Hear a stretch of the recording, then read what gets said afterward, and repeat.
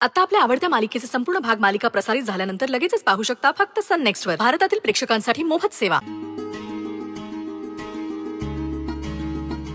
सुखी रहा.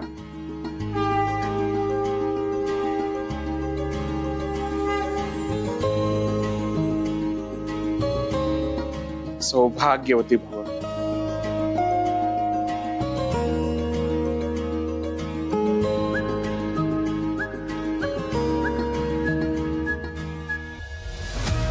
वहिनी, काय झालं तुला?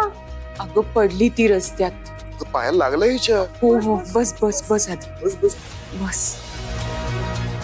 काय झालं तुला? इतके पाय भासत होते बिचारीचे, त्यात पडली, जखम झाली, पण व्रतात खंड पडू दिला नाही तिने. 108 प्रदक्षिणा घालून व्रत पूर्ण केलं तिने. खरंच गोणी आहे माझी सई. वहिनी, मी पाणी आणते. नाही, मला पाणी नको. सई, अगं आता देवांची तब्येत सुधारलीये, आता तरी पाणी पी. आण जा बाळा. कसा आहे देवा, तुम्ही बघितलं का त्याला? नाही अजून, पण ठीक आहे आता असावा. हे वहिनी, पाणी पी.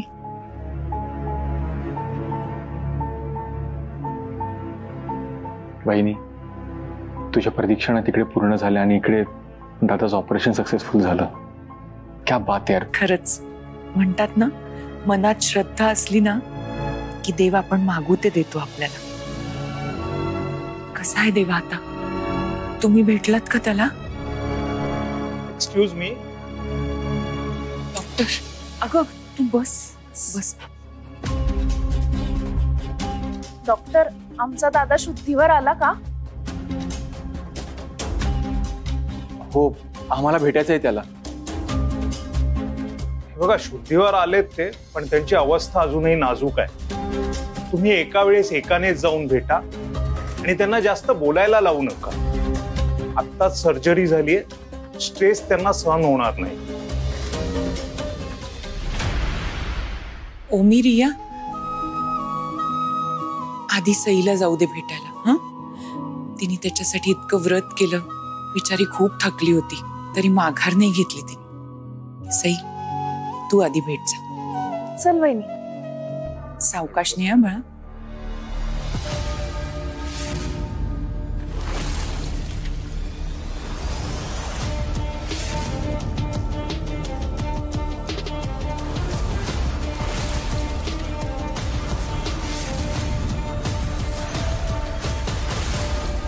मी उगाच हिला नाटकी नाही म्हणत. देवांशचा जीव तुझ्यामुळे धोक्यात गेला आणि आता हे व्रत वगैरे करून त्याला वाचवण्याचं क्रेडिट सुद्धा तूच घेणार. हे असं अनवाणी चालून 100 फेऱ्या मारून एखाद्या माणसाचा जीव वाचत असताना तर डॉक्टरांची गरजच पडली नसती ग. काय एक एक नखरे असतात तुमचे. हे एवढं चालून पाय दुखले असतील ना, पायाला लागलं असेल, do one thing, just take rest. मी आई आहे ना त्याची, सगळ्यात आधी त्याला मीच बघणार. You just stay here. Madam please, मी रिक्वेस्ट करते तुम्हाला, मला प्लीज देवांश सरांना भेटू द्या. त्यांचा चेहरा नाही ना पाहिला तर माझं मन नाही शांत होणार. मी रिक्वेस्ट करते तुम्हाला, प्लीज. हवं तर इथून पुढे मी तुम्हाला काही मागणार नाही, पण प्लीज मला सरांना भेटू द्या, please. I request you, please. आत्ता कुठे ऑपरेशन सक्सेसफुल झालंय देवांशचं, सगळ्या गोष्टी नॉर्मल होत आहेत. तुझी नजर लागून ना काही बिघडायला नको. मी काय म्हणते, इथे सगळं आम्ही हँडल करू. आम्ही सगळे आहोत ना, तुझी गरज नाही. You get lost. Madam please, please असं नका बोलू. मला एकदा तरी भेटू द्या ना त्यांना. अशी नाही ऐकणार ना तू. तुला ना please madam, please.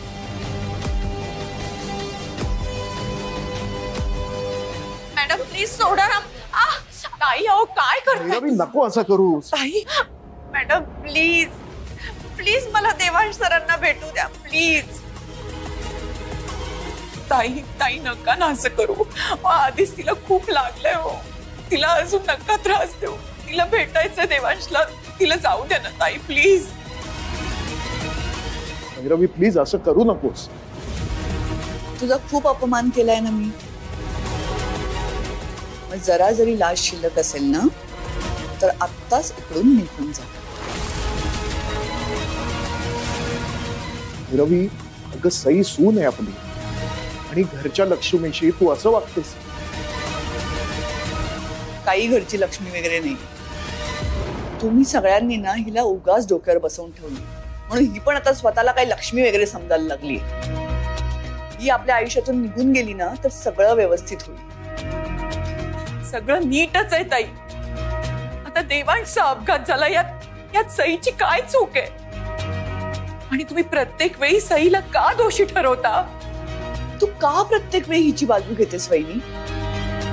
Bhairavi Bhairavi हे बघ मला माहितीये की तुला खूप राग आलाय. इथल्या काही गोष्टी तुला पटतही नाहीये पण आपण हे सगळं घरी जाऊन बोलूया का. अगं इकडे हॉस्पिटलमध्ये 4 चौघांसमोर हे असं वागणं बरोबर आहे का.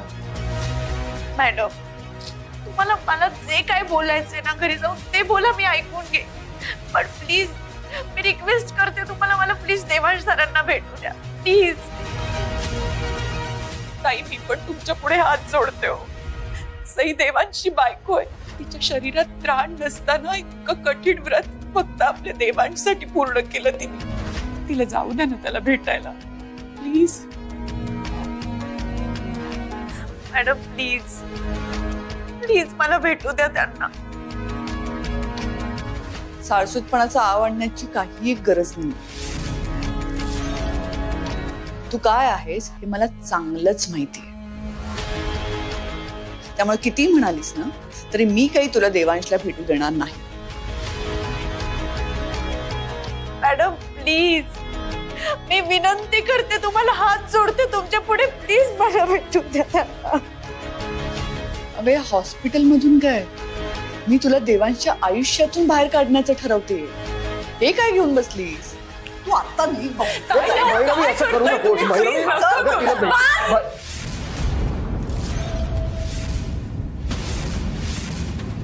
बस खूप सहन केलंय मी पण आता नाही करणार सर. देवांश सर तुम्हाला आई मानतात म्हणून आजपर्यंत मी तुम्हाला नेहमी मानाने वागवत आलीये.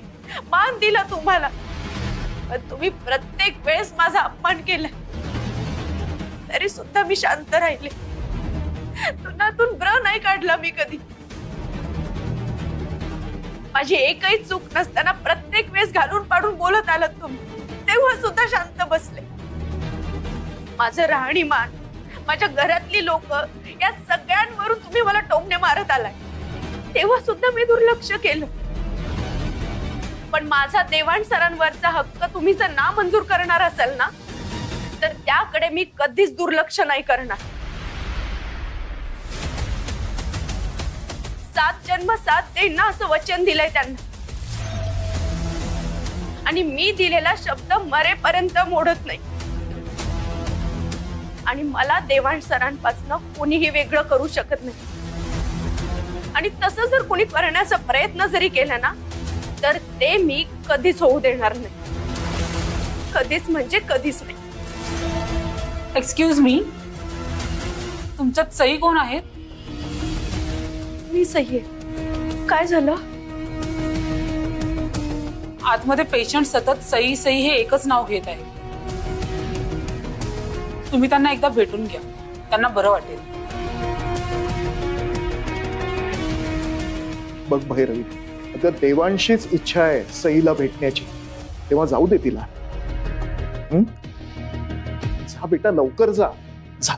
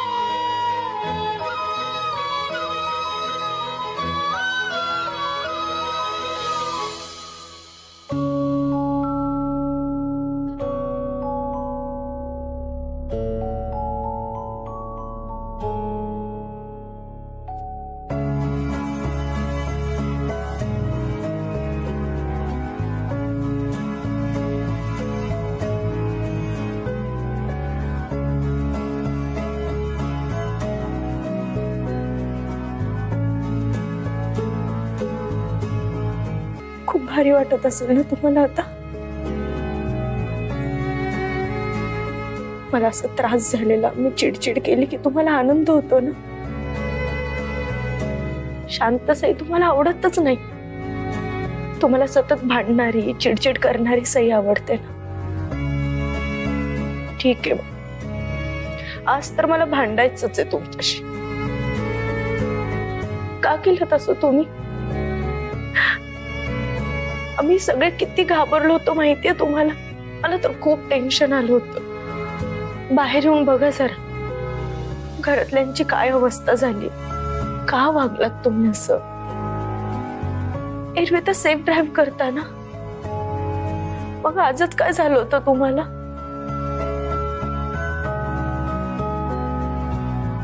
तुम्हाला काही झालं असतं ना तर जीव गेला असता माझा.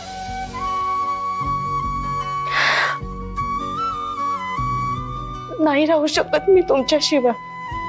मला माहिती आहे माझं तुमच्यावर किती प्रेम आहे हे मी तुम्हाला सतत नाही सांगत, म्हणून असं करायचं. आणि जरी नाही सांगितलं तरी तुम्हाला माहिती आहे ना मी तुमच्यावर किती प्रेम करते ते.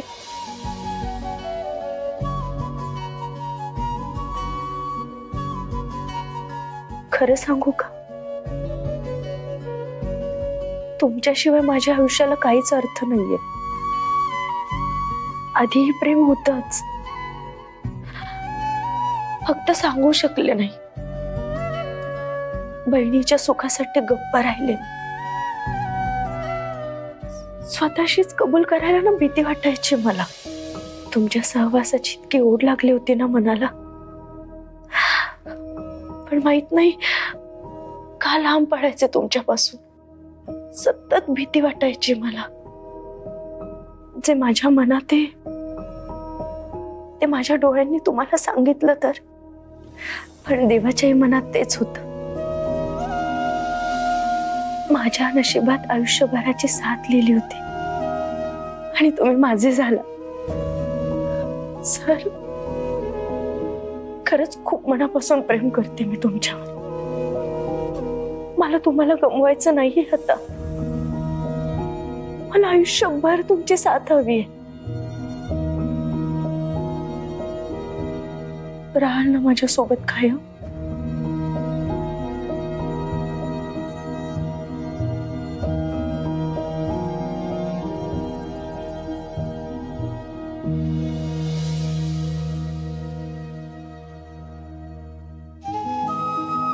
कसं वाटतंय तुम्हाला? थोडं तरी बरं वाटतंय ना? तुम्ही आराम केलात ना? लवकरात लवकर बरे व्हाल तुम्ही. बरं, मी आता बाहेर जाते, तुम्ही आराम करा.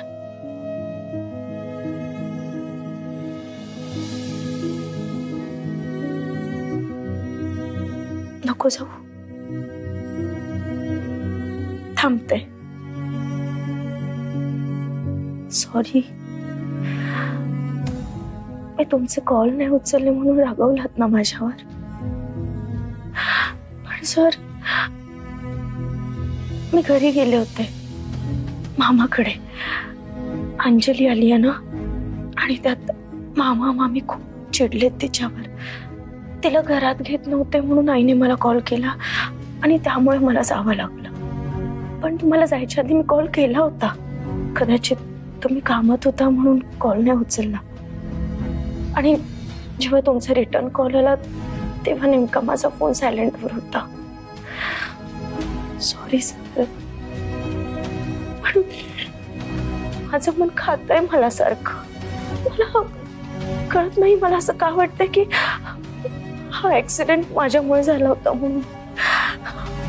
सॉरी.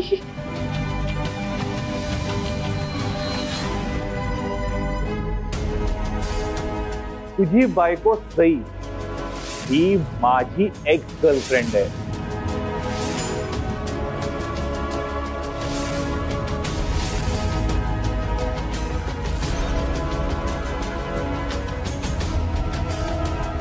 तुम्ही आता लवकरात लवकर बरे होणारे म्हणाले ना, नका काळजी करू. जोपर्यंत तुम्ही बरे होत नाही ना तोपर्यंत सावलीसारखी तुमच्या सोबत असणार आहे. पूर्णपणे वॉश ठेवणार आहे तुमच्यावर.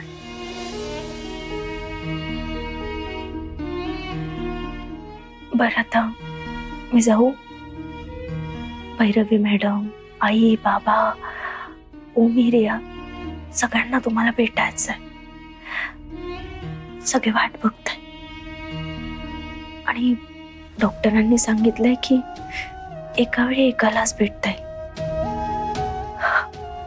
मला जावं लागेल आता.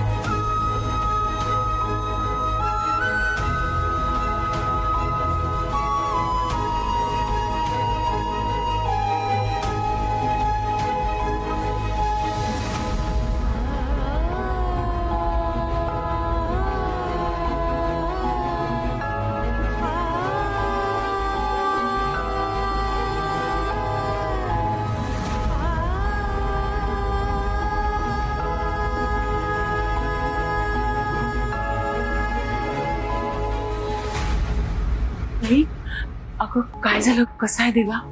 बरं आहे ना? आता ठीक आहे, भेटू शकता तुम्ही. त्रास होत नाहीये ना? नाही. ही काही औषधं आहेत पेशंटला लागतील, तुम्ही घेऊन या. हो यांना सांगते. नाही मी आणते. तू कुठे जाणार आता? मी घेऊन येते बाबा. बरं त्यांना तुझा सांग. फोन. तुम्ही भेटू शकता त्यांना. औषधं पटकन. मी येते. सावकाश जा. सावकाश जा बाळा.